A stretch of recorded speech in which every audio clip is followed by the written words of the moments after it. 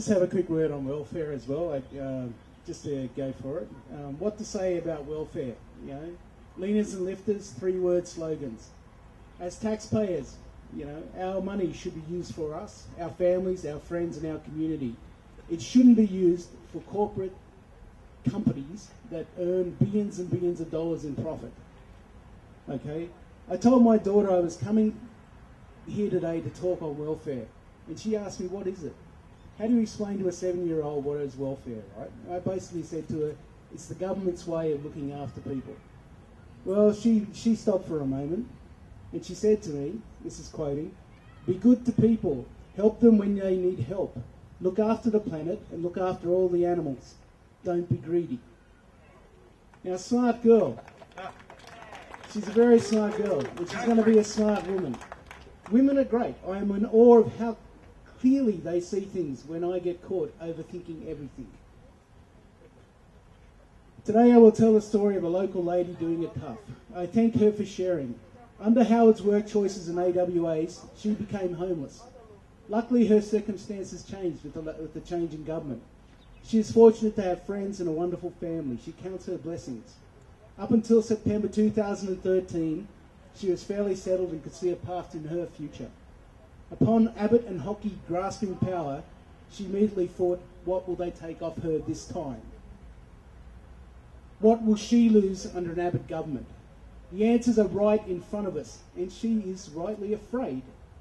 She worries about welfare reforms, changing what constitutes a disability income management, work for the dole, and being forced to do what people untrained in working with disabilities will do to her circumstances. She wonders why. Increasing the age of retirement, a 6-month waiting period for young people to receive assistance, is total insanity. Changes to disability support pension, redefining what constitutes a disability, permanent or otherwise. We are meant to look after people, not shove them to one side.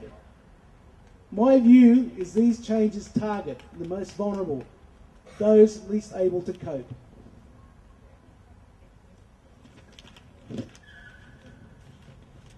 These changes will lead to an increase in crime, homelessness and self-harm. I believe welfare recipients will be completely demoralised. If they're not already feeling down, they'll be feeling worse, and even more demonised than they already are. These extreme and cruel changes serve no real purpose. We are only talking about a small fraction of a small fraction who rip off the welfare. We're not talking about millions of people. If I think back on what my little girl said to me, now I'm starting to calm down because, you know, thinking of my daughter, is what we are doing helping people? No, it's not. Is it being greedy? Yes, it is. It's beating up those who cannot defend themselves so as to be seen as being tough on all those terrible dole bludgers, leaners and lifters. As a Catholic, I bring us all back to the principle of do unto others as you would have done unto you. I say, heaven help Smoking Joe if he ever ends up sacked. That said, I would probably give him a loaf of bread.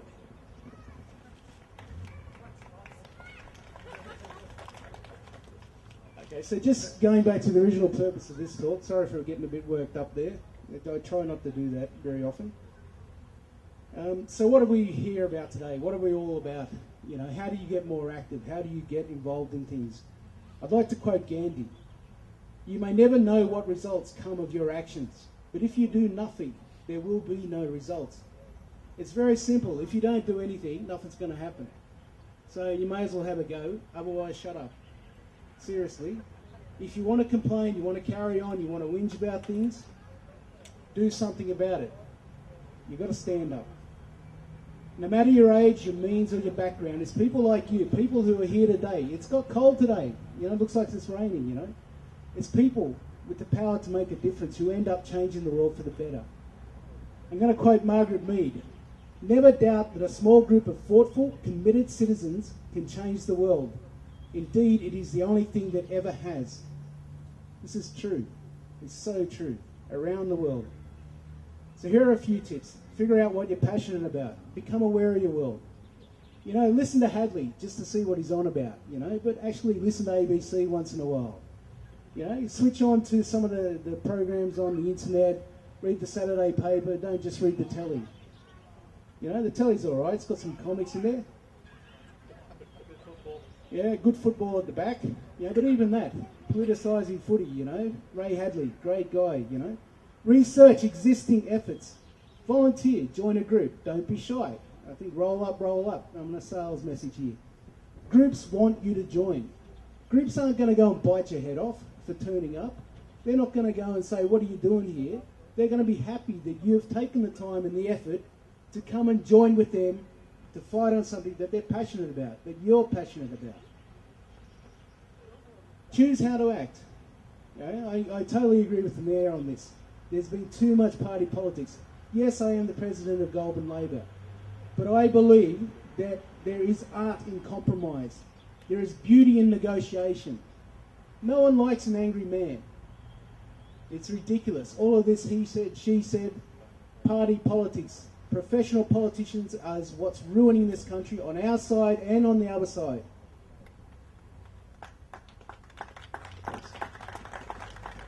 Expect little reward in the short term. Keep your eye on the big picture. It's not going to change overnight, but you've got to do something. Now, how do you get stuck in? Speak up, share your views. Don't be afraid to say what you think. Hand out flyers, set up information stalls at the markets. Grab a mic at Belmore Park. And on that point, I'm going to finish with one last quote of someone that I'm very, that I like a lot, even though he's now passed, is Nelson Mandela. One of my favourite quotes ever. It always seems impossible until it's done.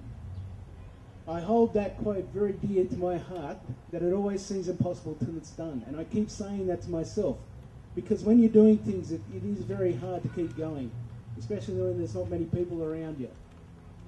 So that's just something to keep on.